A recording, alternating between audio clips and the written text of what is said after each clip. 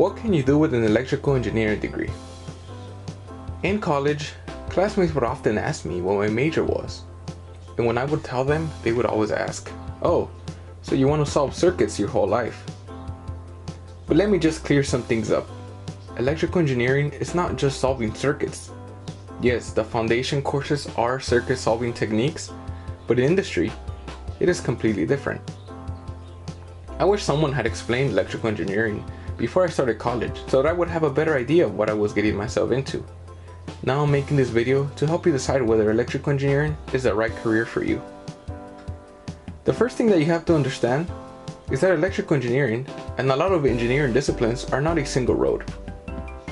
What I mean is that there's a spectrum of careers within each discipline. The way I visualize it is to think of it like a giant root. At the top, we have the electrical engineering major, and the roots are all the disciplines that you can focus on.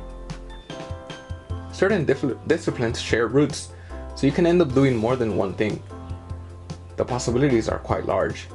Your spectrum could spread from programming all day to designing analog circuits. Most campuses will have an array of choices to get you started, and some of the terms that you will be seeing are digital, power, communications, RF, and controls, just to name a few. These are the concentrations within electrical engineering, and they all refer to different industries that deal with the manipulation of electricity to achieve a goal.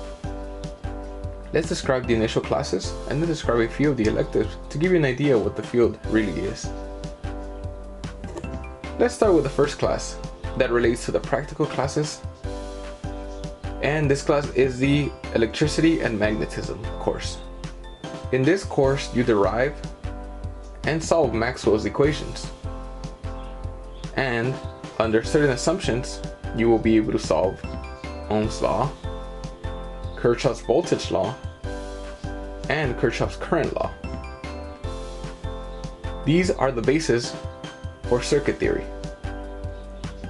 Following this brief introduction, you will take a series of classes that will introduce you to all the fundamental elements. You will learn about DC, AC, resistors, capacitors, inductors, diodes, transistors, basic amplifiers, gates, signals, and you will take 1 or 2 programming courses. These will be your bread and butter and will help you with the elective courses. Finally, the elective courses. Here is where you will decide what specialized classes you're interested in. I will give you a brief overview of the emphasis and the career, and if you're interested in a specific one, comment below and I will make a video specifically about it. So let's start. Let's begin with digital systems. Digital systems refers to dealing with electronics that have been designed to work with zeros and ones. Electives in this field involve a lot of hardware programming, which involves you literally connecting devices via software. You will use programming languages like VHDL and Verilog, which are not related to C, Python, Perl, or anything of that nature. Computer engineering derives from the study of digital systems. So if you're interested in computers, this might be the major for you. Power. Power refers to dealing with electronics designed to manipulate power and power transmission. These classes and engineers deal with the power generation, power electronics, alternative energy, and the power grid.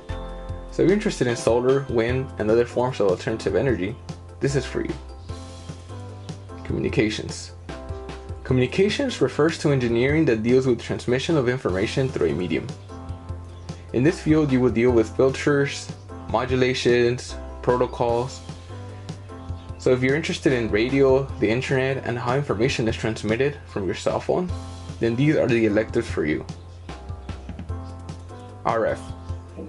RF deals with electronics which are operating at high frequencies.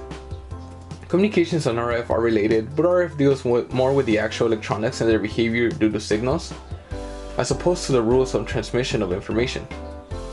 If you're interested in the actual physics of signals and how they propagate through space, this is for you. Controls. Controls deals with feedback of the world to decide on actions to take. This involves sensors and software, and recently I've been seeing a lot of professionals work with quadcopters. If you're interested in making things smart, this is for you.